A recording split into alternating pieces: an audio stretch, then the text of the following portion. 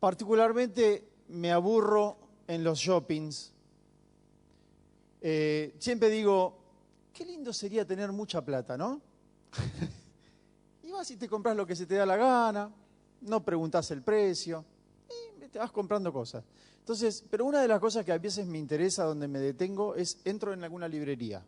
Iré, me fijo los libros, me resulta interesante algunas cosas.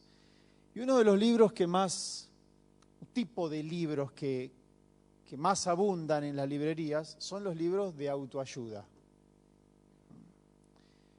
Y abundan porque hay mercado, la gente se interesa por estar mejor.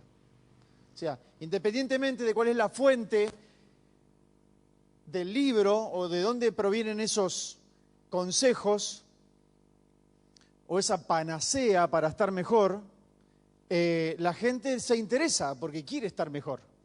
Entonces ahí te lees 7 pasos para ser feliz. 14 consejos para triunfar en la vida. Y son los libros que más se venden.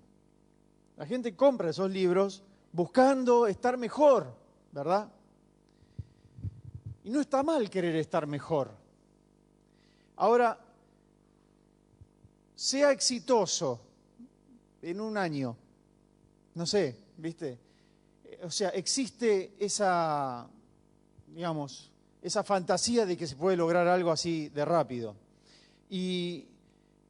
Pero, otra vez, no creo que esté mal querer un desarrollo personal nuestro. Está bueno querer desarrollarnos o tener éxito. Y yo quiero introducir lo que el Señor puso en mi corazón para que hablemos acerca de qué es éxito, cómo sería tener éxito, cómo podríamos decir esta persona es exitosa, ¿sí? De acuerdo a la cultura en que vivimos, ¿sí? No sé, qué sé yo, alguien que logró comprar su casa, que hizo algunos viajes buenos, que tiene una familia bien, que llegó a viejo, que se compró un auto alemán, y no sé, se sacó una foto con Michael Jackson, no sé. Eso será ser exitoso, tal vez, o no sé, todos anhelamos que nos vaya bien, ¿verdad? Ahora, las personas que tenemos a Cristo, los que hemos nacido de nuevo, los que se nos ha vivificado el Espíritu, podemos replantearnos qué sería ser exitoso. ¿Sería tener algunos logros? ¿Qué sería ser exitoso de acuerdo a los valores de Dios? Y algunos, yo les puedo leer el pensamiento, ustedes ya saben ese don que a veces quisiera no tener, y algunos lo piensan bien, es estar en la voluntad de Dios, es hacer lo que Dios quiere que yo haga, es vivir en el plan, vamos a poner el plan con mayúsculas, el plan que Dios tiene para mí, y vivir en armonía con ese plan que Dios destinó para mí. Porque la Escritura dice que a los que aman a Dios, todas las cosas les ayudan a bien. Y luego dice, esto es a los que conforme a su propósito han sido llamados. O sea que Dios nos llamó con un propósito. Y es muy interesante poder descubrir cuál es ese propósito para mí. Yo creo que es una excelente oración. Me gustan las personas que tienen esta inquietud. ¿Cuál es la voluntad de Dios para mí? Me gusta que se hagan esa pregunta. A veces nos ponemos ansiosos porque no recibimos la respuesta en el tiempo que nos gustaría recibirla, pero quien persigue esa respuesta, quien desea saber, Señor, ¿qué querés que haga yo? ¿Cuál es tu plan para mí? En más de una ocasión yo mencioné, porque me sorprendió gratamente cuando lees la conversión del apóstol Pablo, ¿no? Que él se lo conocía como Saulo de Tarso, una ciudad de Tarso, y él creía estar haciendo lo bueno. Mucha gente cree estar haciendo lo bueno, ¿verdad?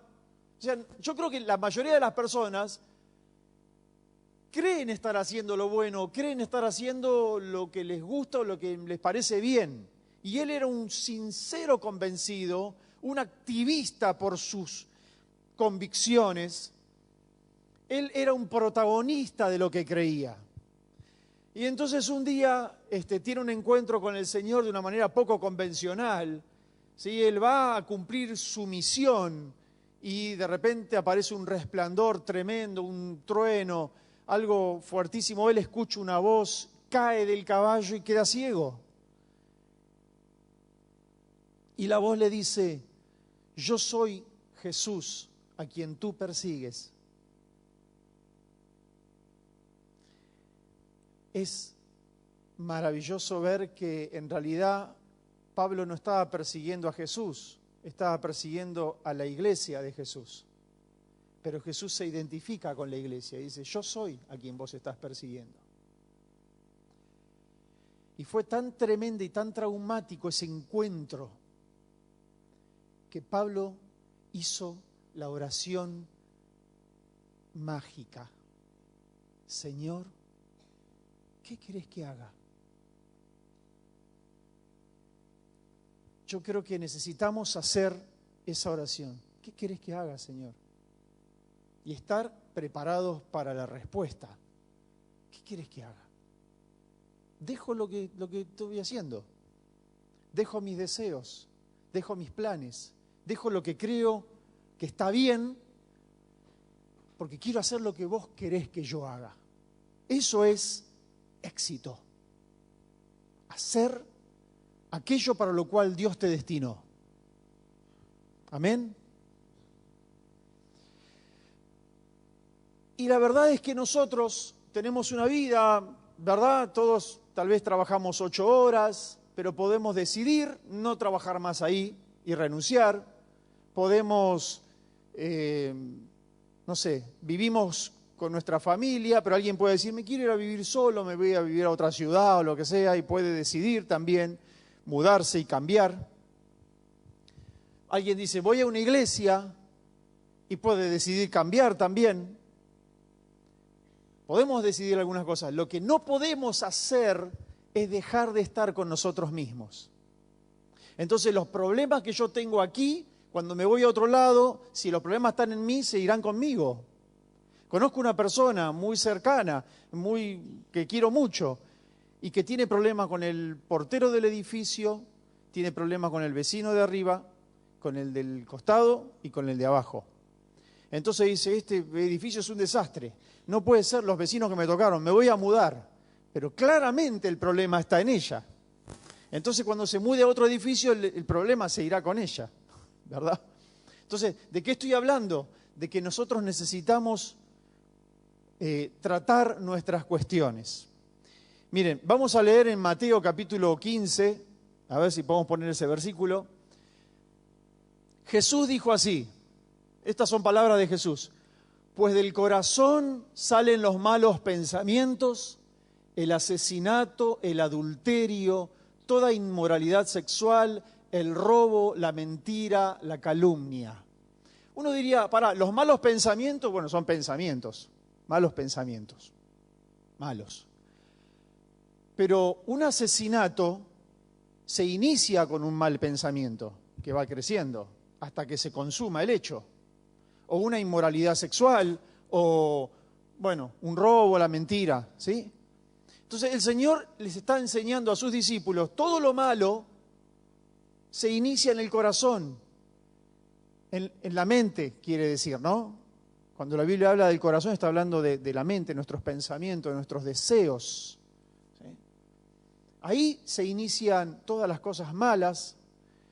Entonces, como nosotros no podemos dejar de estar con nosotros mismos, de lo que quiero hablar es que necesitamos considerar lo que pensamos, ¿sí? Hace un tiempo, cuando hubo un presidente en Estados Unidos llamado Bill Clinton, que en un momento le hicieron una pregunta acerca del país, y él contesta: es la economía, estúpido. No sé si escucharon esa frase. Es la economía, estúpido. Eso, o sea, el problema es eso, la economía, ¿verdad? Él tenía muy claro cuál era el problema, ¿sí? Y acá es como si el Señor nos dijeran, son los pensamientos, amigo. ¿Entendés? El problema son los pensamientos. Ahí está todo. Son los pensamientos. Entonces a mí me vino este tema y estuve dándole vueltas, que creo que es un gran tema.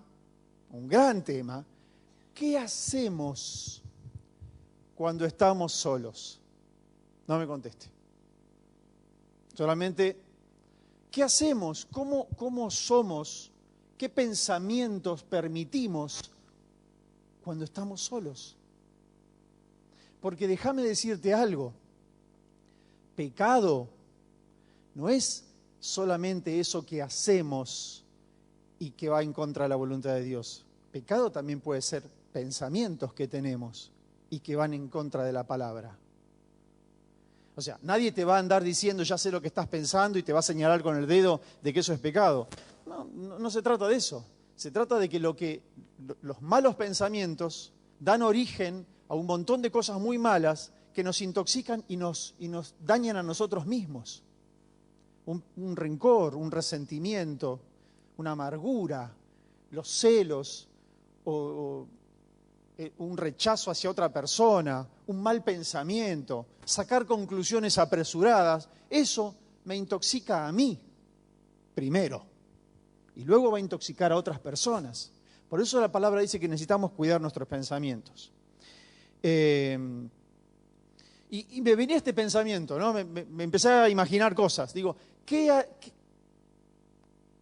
pasaría si eventualmente nosotros, individual, solos, nos fuéramos a vivir a un país muy lejano? Rusia, Japón, qué sé yo. No conoces a nadie ahí. Nadie te conoce y vos tampoco conoces a nadie. Y si te presentan oportunidades de hacer cosas que aquí en Argentina, donde muchos te conocen, no harías porque están mal, pero allá las podrías hacer y decís, nadie me señalaría porque nadie me conoce, nadie me va a juzgar. Tal vez yo haría lo mismo que hacen todos los demás. ¿Quién me va a señalar? Ah, mira, vos sos cristiano, me invitaste a la iglesia y mira lo que estás haciendo.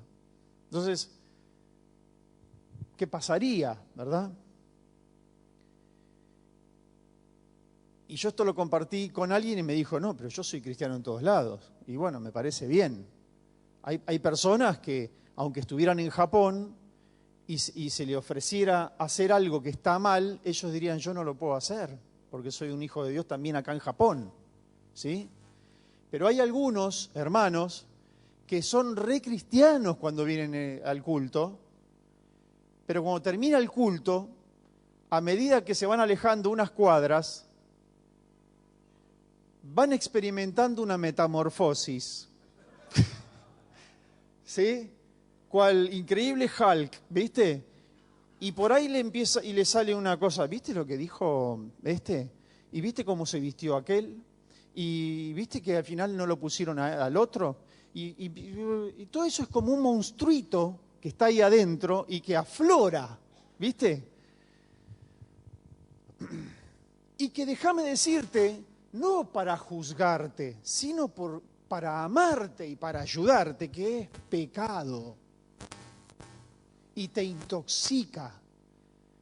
Y es el pensamiento el problema. Son nuestros pensamientos los que dan origen a las cosas malas. Se espera que nosotros andemos como Cristo anduvo. Se espera, la palabra de Dios también dice que nosotros tenemos la mente de Cristo. Esto dice, Primera de Corintios capítulo 2, ahí en el versículo 16 dice, nosotros tenemos la mente de Cristo. O sea, podemos juzgar cosas, podemos entender algunas cosas y necesitamos practicar esos valores que tienen que ver con la mente de Cristo. O sea, se espera que no reaccionemos y que no vivamos como el resto de la gente que no tiene la mente de Cristo. Y que uno dirá, bueno, pero es común. Sí, es común, pero se espera que nosotros seamos distintos. ¿Se está entendiendo? Bien. me acordé, por ejemplo, cuando pensaba y fantaseaba yo con esta idea de decir, ¿qué pasa si de repente te vas a otro lado, no te conoce nadie? Uno seguiría siendo cristiano, seguiría siendo, marcando los valores. Para alguien es una pregunta ridícula esta, porque diría, obvio, yo ya crucé una línea y si me mandan a la luna, en la luna también voy a actuar como un hijo de Dios. Pero hay tentaciones, hay estímulos a hacer lo malo. Por eso todo el tiempo los hijos de Dios fallamos, ¿verdad? ¿O estoy hablando o soy yo solo? Yo me equivoco, ¿eh? Pero me equivoco, pero no quiero equivocarme. Distinto es el caso de aquel que practica la equivocación. Eso ya no es equivocación. Y bueno, en la Biblia hay un caso que hasta puede resultar medio gracioso, de un profeta de Dios, ¿sí? Profeta de Dios, Jonás, que son tres capítulos que están ahí, y uno diría, wow, ¿cuánto se puede aprender con esto tan cortito? Y dice que Dios, mirá lo que pasa con Jonás. Dios lo manda a que le vaya a profetizar a una nación para que se arrepienta. Dice, andá a los asirios, Dios le dice, andá, quiero que vayas a los asirios y les digas que si no se arrepienten voy a destruir la ciudad, voy a destruir la nación. Entonces, como Jonás odiaba a los asirios, dice, no, me voy para el otro lado. O sea, parece medio ridículo, ¿verdad? Pero era como decirle, como si a un palestino, ¿sí?, que una bomba israelí de judía mató a un hijo, que le dijeran al palestino, andá y decile a los israelitas que se tienen que arrepentir. Y la persona que recibe ese mandato está cargada de odio y de resentimiento en contra de aquellos a los que Dios quiere salvar. ¿Me entendés? Entonces, Jonás se toma un barco en dirección opuesta. ¿Viste? Creo que ni preguntó para dónde iba. Dijo, ¿van para Nínive? No, entonces me subo. Porque el tema era no ir a Nínive. Y se empezó a ir el barco y se desató una tormenta tremenda. Al punto tal que todas las personas empezaron a preguntarse, como todos creían en algo, decían, che, acá hay algo, acá hay una maldición, acá hay un problema, porque esto nos vamos a morir.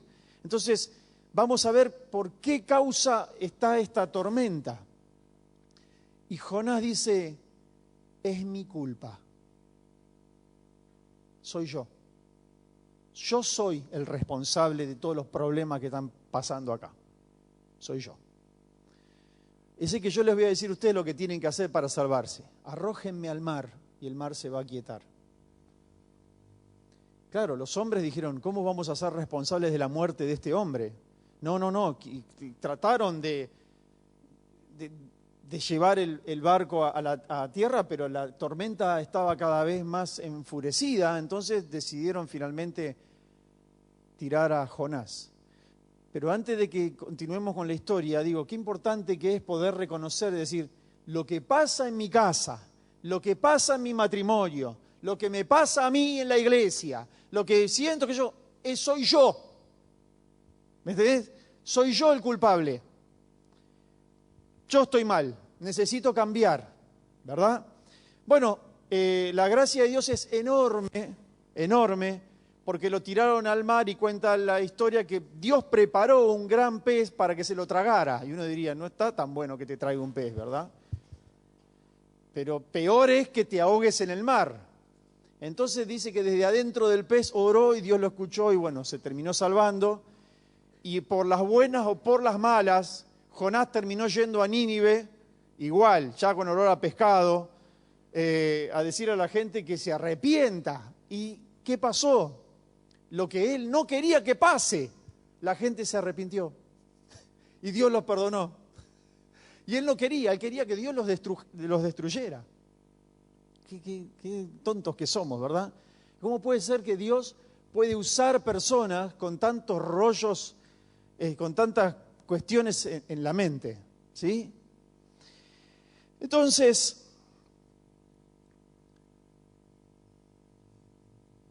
Yo creo que tener éxito, que vivir bien, que vivir en paz, que vivir en el reposo de Dios, tiene que ver con lo que pensás, con cómo gestionás tus emociones y tus pensamientos. Esto no es un tema menor, es un tema central.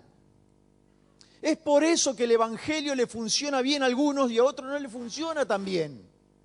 Porque son negligentes y no cuidan lo que piensan, lo que miran, lo que escuchan. Necesitamos pelear esa batalla que es personal. Ningún pastor, por más bueno que sea, te puede pelear tu batalla. Entonces necesitamos gestionar qué es lo que pienso, qué es lo que hago cuando estoy solo. Acá radica el éxito en la vida de un hijo de Dios. Porque el Señor está, aunque te vayas en dirección opuesta a donde tenés que estar. Aunque te vaya, digo, bueno, me voy al final, no sé si Dios existe, me voy con, qué sé yo, me hago mormón.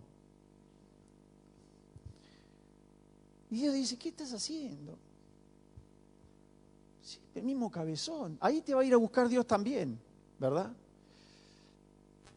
Entonces, quiero que consideremos en qué pensamos cuando estamos solos, hasta dónde vuela nuestra mente, cuáles son nuestras fantasías, nuestros deseos, por dónde andan, qué cosas nos autorizamos a pensar, que claro, como los pensamientos son imperceptibles y nadie te los puede ver, salvo yo que tengo ese don raro, pero nadie puede ver tu pensamiento. Uno dice, bueno, estoy acá adentro y ahí tenés un infierno en la cabeza, ¿viste? Pero claro, el que está al lado tuyo te ve con cara de bueno y no sospecha. Pero eso te envenena y envenena el ambiente donde estás. Entonces, son los pensamientos, amigo. Ese es el tema. Eso es lo que te levanta o te hunde. Es qué nos permitimos pensar y qué es lo que rápidamente decís, Señor, se me fue la mente a cualquier lado, perdón, ayúdame a fortalecerme en esto. ¿Sí? Por ejemplo, hay muchos ejemplos en la Biblia. Piensen, por ejemplo, muchos deben conocer la historia de José, uno de los 12 hermanos de Jacob, que sin lugar a dudas Dios lo había escogido porque le había dado sueños, le daba visiones, tenía un calibre espiritual muy superior al resto de sus hermanos. Y sus hermanos le tenían envidia, llamemos la cosa por su nombre. Tenían envidia, les molestaba que Dios lo usara, que Dios le diera sueños, que le diera visiones, que le mostrara cosas, que sea tan íntegro. Era tan íntegro en sus pensamientos, tan respetuoso para con sus padres, que salía de lo común, entonces esto ya molestaba al resto de sus hermanos.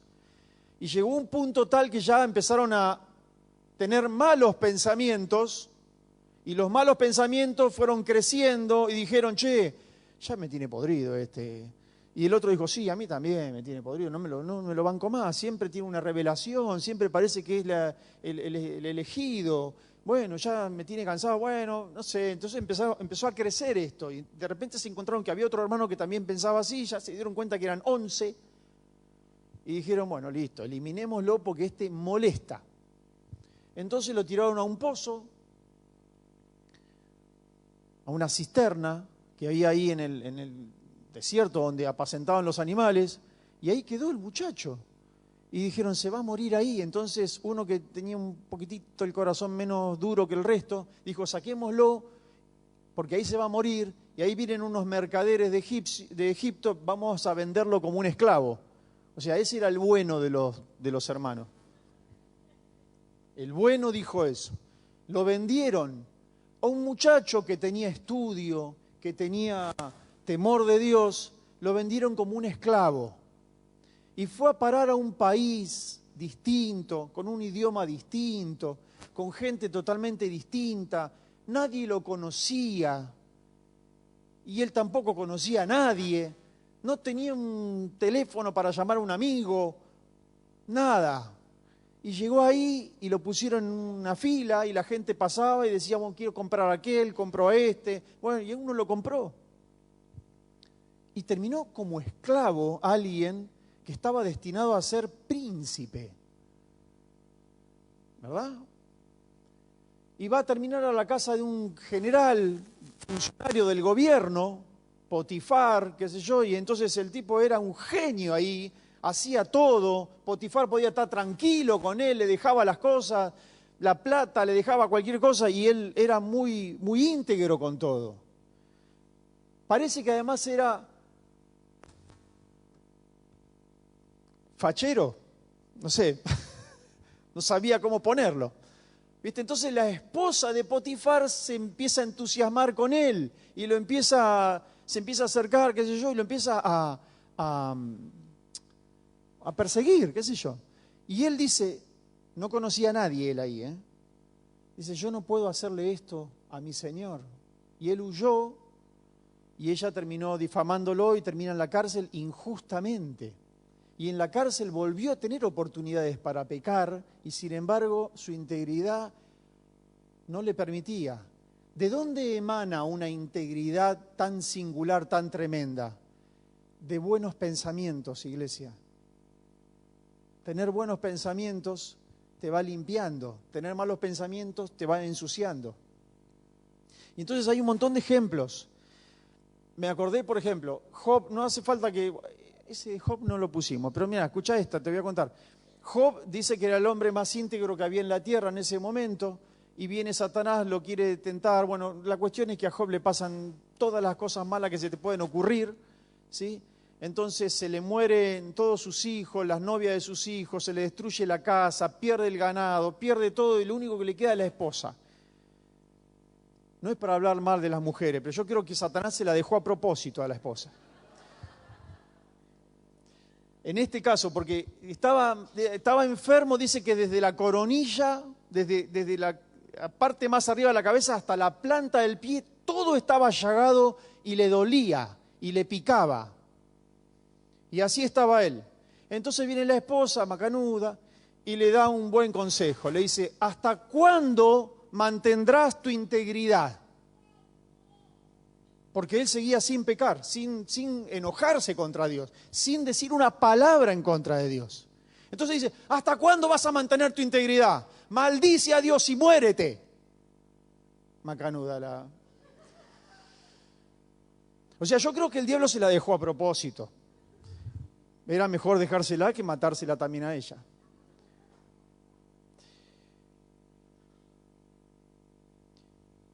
Ahora, él dijo, por ahí por el capítulo 27 dice, después vinieron 3 amigos, no sé si les convenían esos amigos tampoco, y entonces él le dice, hasta la muerte insistiré en mi integridad. Integridad significa estar todo en uno, eso es ser íntegro. O sea, hago y digo lo mismo, o sea, practico lo que digo que para mí es importante. O sea, una persona íntegra se mantiene en el tiempo a pesar de las circunstancias. Después, por ejemplo, Elías, ejemplos, ¿no?, que me vienen. Elías en un momento estaba rodeado de todo el pueblo de Israel, todo estaba pervertido, estaba todo horrible, había gauchitos Gil por todos lados. Cada media cuadra había, y la gente le rendía culto. Y los que decían que adoraban a Dios también iban con el gauchito Gil ahí, un desastre. En esa época se llamaba Baal. Entonces estaban todos idólatras, pervertidos, arruinados, y él veía todo eso y se enardecía su espíritu. Y de un momento dice que se deprimió y oró a Dios. Y en el espíritu le dice, Señor, el celo por Jehová me consume. pero solamente he quedado yo, no hay más nadie. Entonces Dios le dice, no te preocupes, hay otros 7,000 como vos que todavía no se inclinaron ante Baal. Esa también es una persona íntegra que tenía todo al revés para entregarse a la corriente del mundo en que estaba viviendo. Sin embargo, él se mantuvo. La verdad es que hay un montón de ejemplos, Y los ejemplos que traigo, los traigo de la Biblia porque necesitamos conocer la Biblia, iglesia. Yo tuve en el seminario donde yo estuve, el profesor, el director del seminario, a veces hablaba de los pastores, él amaba a los pastores, pero los criticaba un poquito, pero con buena onda decía, los pastores se olvidan de la Biblia en el púlpito.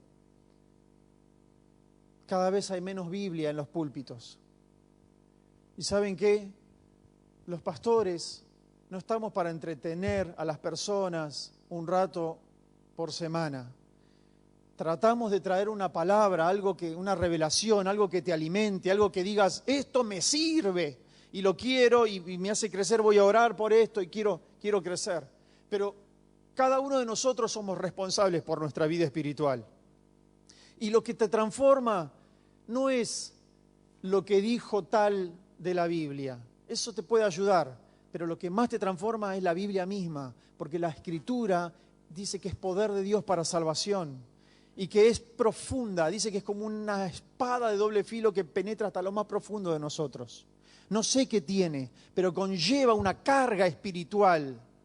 La Escritura conlleva una carga espiritual que nos transforma. Entonces necesitas leer la Biblia, necesitas leerla y no te preocupes si algo no entendés, no importa, seguí perseverando. Yo al principio cuando leía la Biblia había cosas que no las entendía, pero había algo en mí que me llevaba, decía, quiero leerlo. Lo único que tenía era un Nuevo Testamento de los Gedeones, que encontré, no sé, estaba ahí, qué sé yo. Después alguien me regaló una Biblia barata, que tenía concordancia. Yo pregunté, ¿qué es concordancia? Me ayudaba a encontrar los versículos. Y yo esa Biblia me la devoré. Necesitamos tener prioridades que estén en armonía con Dios. Eso nos transforma. Es eso lo que nos transforma. Dice que hubo otro profeta que se llamaba Daniel. Daniel también era un judío de los mejorcitos. ¿En qué sentido? Era de los más preparados. Y también fue como cautivo, como esclavo a otra nación. Y era tan lleno de Dios que terminó en el gobierno. Y el hombre tenía grandes habilidades de gobierno. Se había metido en la política, se podría decir, pero era súper íntegro. Súper íntegro. Y los demás, otra vez, a los demás les molestaba que él sea tan íntegro. Entonces tuvieron malos pensamientos de nuevo y después de los malos pensamientos se fue consumando un hecho. Hagamos, de alguna manera hay que eliminarlo a este tipo. Entonces aconsejaron al rey a que saque una ley que diga que está prohibido orar a otro Dios que no sea al rey. O sea, el rey había que orarle al rey también, que era una persona. No se podía adorar a nadie, sino al rey. Y era muy sabido que Daniel 3 veces por día abría las ventanas de su casa, ¿sí? Porque él no se escondía y oraba 3 veces por día. Lo sabía todo el mundo. Entonces sacan una ley contraria a su fe. ¿Y ahí qué hizo él? Bueno, lo lamento. Yo tengo que obedecer a una ley superior a esto. Entonces él siguió orando. Entonces vinieron los tipos que lo engancharon orando, violó la ley de Media y de Persia y el problema era que el que violaba esa ley era pena de muerte. Y la pena de muerte era que te tiraban a un foso con leones. Te tiraban a un foso con leones. Y él dijo, bueno, que me tiren al foso. Yo no voy a dejar de orar. ¿Te das cuenta? ¿Querés que te cuente la historia? El que no la sabe. Bueno, cuenta la historia de que Dios cerró la boca de los leones y él vivió, ¿sí? Y todos aquellos que le habían tramado eso para que él muera, luego fueron arrojados ellos a los leones. Y dice que antes de tocar el piso ya los leones le habían roto todos los huesos y los habían devorado. Entonces, todo el tiempo podemos estar estimulados o expuestos a hacer algo que no va. Y aún en un lugar lejano donde nadie nos señalaría con el dedo. Pero otra vez necesitamos, para tener éxito, necesitamos cuidar nuestros pensamientos. Si nosotros somos diligentes y tenemos humildad, escuchen, si queremos realmente saber cuál es la raíz del problema que estamos viviendo, muy probablemente tenga que ver con malos pensamientos o con cosas que nos permitimos y que no era la voluntad de Dios que lo permitamos. ¿Puede ser? Puede ser. Es verdad que a veces puede suceder algo malo, pero puede ser que esté permitido por Dios. Pero a veces estamos sufriendo consecuencias de algo que no está bueno. Y tiene que ver con nosotros, somos nosotros los responsables. Necesitamos cuidar nuestros pensamientos, absolutamente. Entonces, para ir medio terminando, no sé cuántos seguramente deben conocer, por ahí hay unos libros históricos en el Antiguo Testamento y arranca algún capítulo diciendo, y gobernó en Judá, el rey tal, e hizo lo bueno. ¿Vieron eso? Hizo lo bueno ante los ojos de Dios. O hizo lo que le agrada al Señor. Y de otro se dice, no sé, el rey Acab, e hizo lo malo, lo que le desagrada al Señor. Y su hijo Manasés también hizo lo malo, etcétera, etcétera. Ahora, si nos detenemos un poco, ¿cómo podemos determinar que alguien hace lo bueno o hace lo malo? Porque en mi Biblia dice que no hay nadie que haga todo lo bueno. Nadie hace todo lo bueno. ¿Cómo Dios puede decir, este hizo lo bueno e este hizo lo malo? Entonces, me quedé pensando y quiero compartirles esto. Es un tema que tiene que ver con prioridades.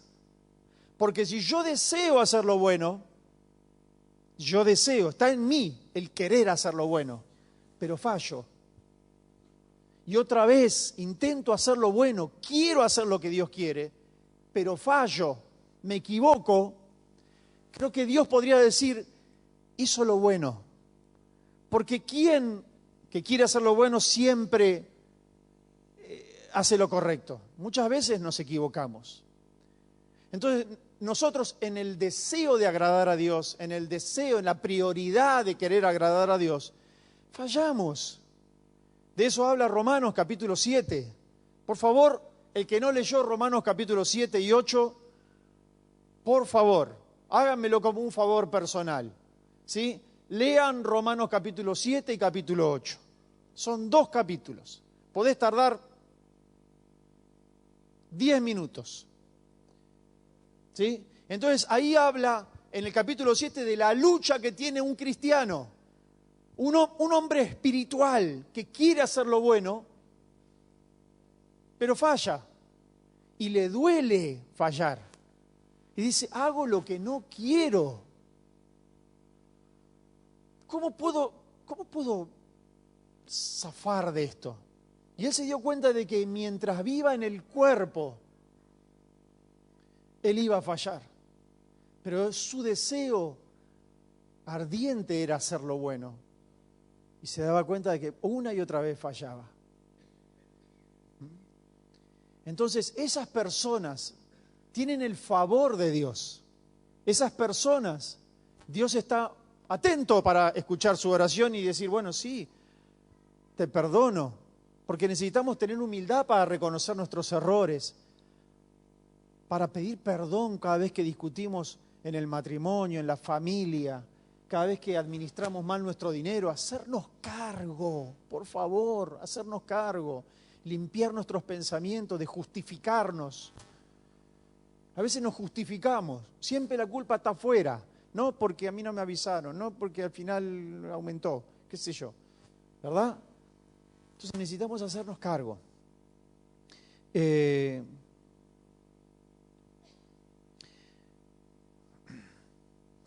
Para terminar, quiero concluir acerca de la pregunta que hice al principio. ¿Qué es tener éxito? ¿Qué es tener un desarrollo personal en la vida de un hijo de Dios? Es vivir en armonía con el, mayúscula, el plan que Dios tiene conmigo.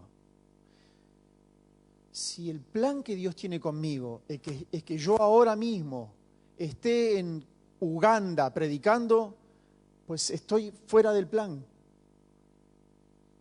Y siempre me voy a sentir incompleto. Siempre voy a sentir que hay algo que no estoy haciendo. Y uno diría,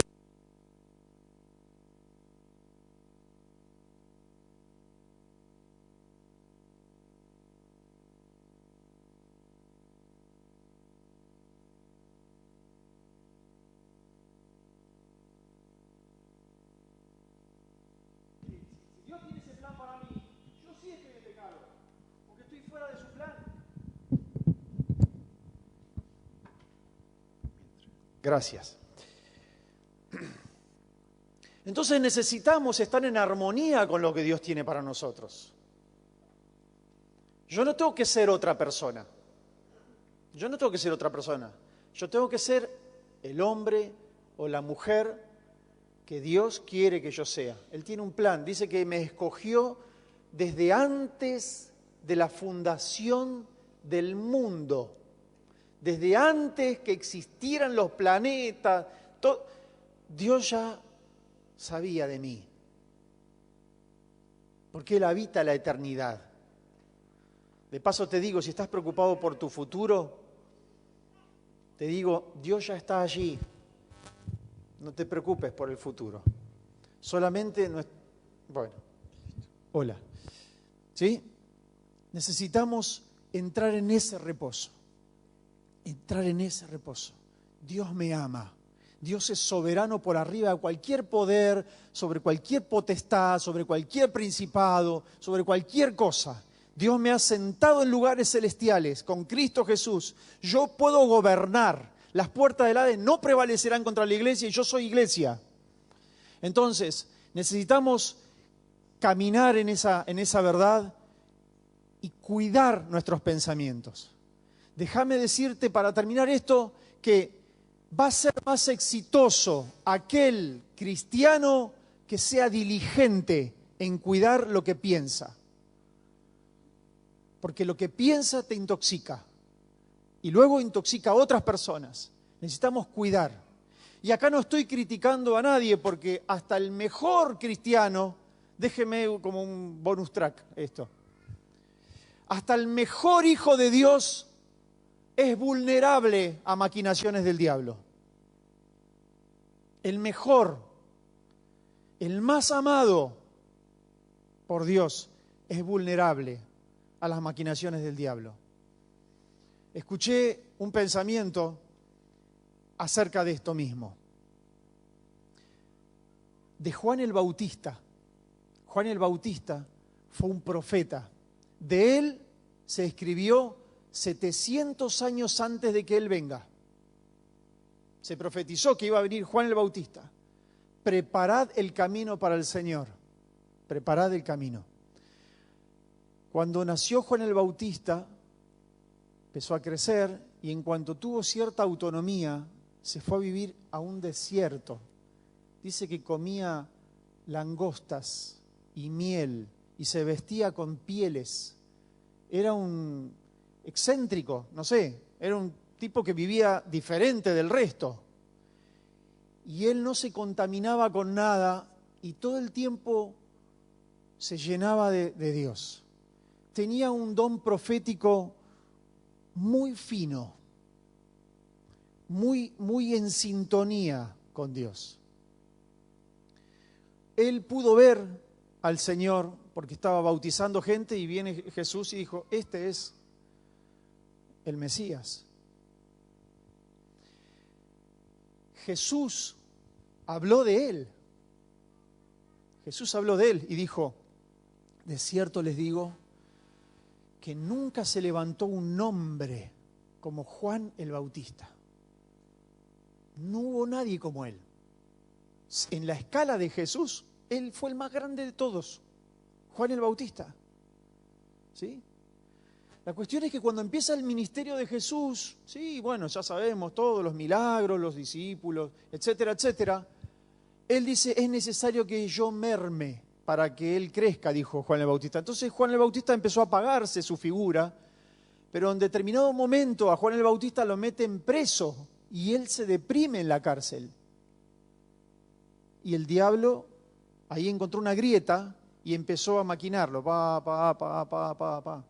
hasta que llegó un momento que dijo, por ahí me equivoqué. Y mandó a sus discípulos a preguntarle a Jesús si era él verdaderamente o tenían que esperar a otro. Eso fue una maquinación del diablo.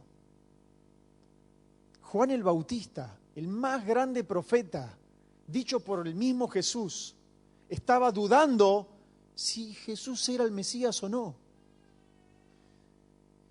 Y me encanta el amor de Jesús, porque Jesús no lo juzga, no le dice, pero qué cabezón, estás orando poco, que estuviste mirando las novelas de la tarde. O sea, le dice, vayan a decirle a Juan que los cojos andan, que los ciegos ven y que a los pobres es anunciado el Evangelio. Entonces, digo, cualquiera de nosotros puede ser blanco de maquinaciones. Cualquiera de nosotros nos podemos equivocar. No te cargues de culpa con eso. Pero pronto, por favor, pronto, necesito que vuelvas, que ya dejes esos pensamientos que no provienen de Dios. No provienen de Dios. Se nos ha dado un espíritu de amor, de poder y de dominio propio. Se nos ha dado la mente de Cristo. La mente de Cristo se nos ha dado. Tenemos en nosotros todo el potencial de ser personas con amor, con poder y con dominio propio. Ese espíritu se nos dio. Ya está, ya se nos dio.